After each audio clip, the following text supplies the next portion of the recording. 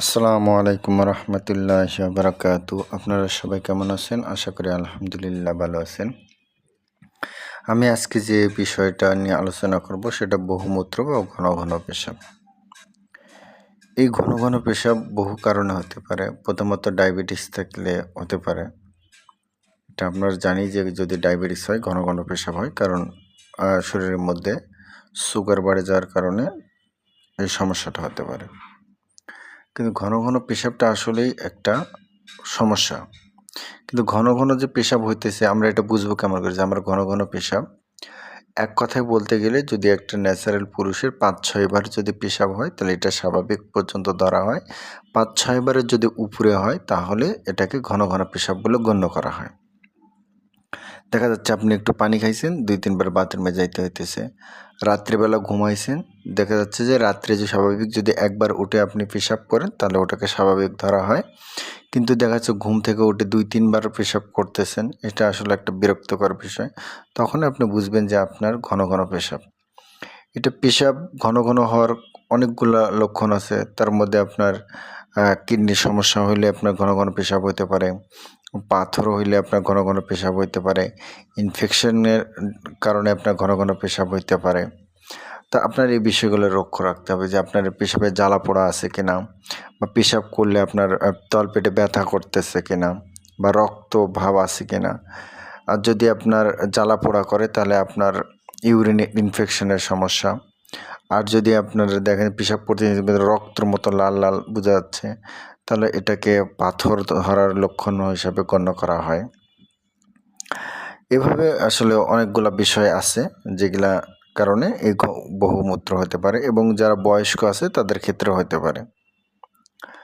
তো যদি আপনার এইরকম হয় তাহলে অবশ্যই আপনাদের চিকিৎসা শরণাপন্ন হতে হবে এবং চিকিৎসা নিতে হবে। যদি আপনারা চিকিৎসা না নেন, এটা যদি দীর্ঘদিন যায় তাহলে আপনাদের জীবনের ঝুঁকি পর্যন্ত হতে পারে, আপনার বড় ধরনের কোনো সমস্যা হতে পারে। তো অল্প অবস্থাতেই আপনারা অবশ্যই ট্রিটমেন্ট করবেন। অনেকে বলেন যে যেমন আমি একটা এরকম রোগী পাইছি, অনেক সে ট্রিটমেন্ট করছে কিন্তু কোথাও ভালো হচ্ছিল না, হোমিও খাইছে, এলোপ্যাথি খাইছে। পরে যাক আল্লাহর রহমতে, আল্লাহর দোয়ায় সে পরে আয়ুর্বেদিক ওষুধ খেয়ে সে পরে ভালো হয়েছে।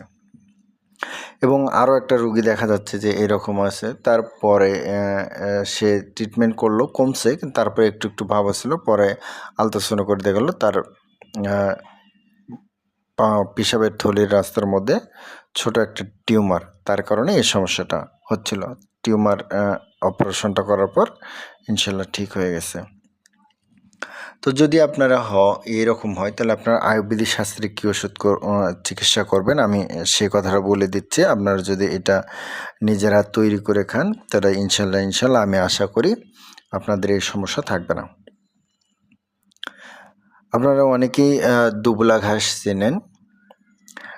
দুবলা ঘাসের শিকড়, দুবলা ঘাস সংরক্ষণ করে ওটার শিকড় আপনি ভালো করে পরিষ্কার করে নিয়ে অল্প পরিমাণ নেবেন, 1 গ্রাম 2 গ্রাম পর্যন্ত, বা অল্প সামান্য নেওয়ার পর আপনার যে ছানা আছে, দুধের ছানা, এই ছানার সঙ্গে মিক্সড করে খাবেন। ওটা একটু পেস্ট করে নেবেন বা থেতো করে নিয়ে আপনার ছানার সঙ্গে মিক্সড করে আপনি খাবেন সকাল বিকাল, অন্তত যদি না পারেন দিনে একবার অন্তত খাওয়ার চেষ্টা করবেন। ইনশাল্লাহ 2-4-5 দিন খাইলে আপনার এই বহুমূত্র যে আপনার যে সমস্যা, ঘন ঘন প্রস্রাবের যে সমস্যাটা, আশা করি ইনশাল্লাহ এই সমস্যা আপনার সমাধান হয়ে যাবে। তো অবশ্যই আপনারা ওষুধটা ট্রাই করে দেখবেন, এটা আপনাদের হাতের নাগালে ওষুধ।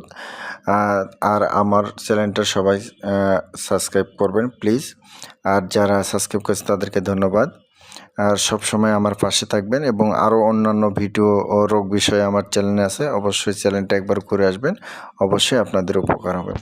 সবাই ভালো থাকবেন, সুস্থ থাকবেন। আসসালামু আলাইকুম।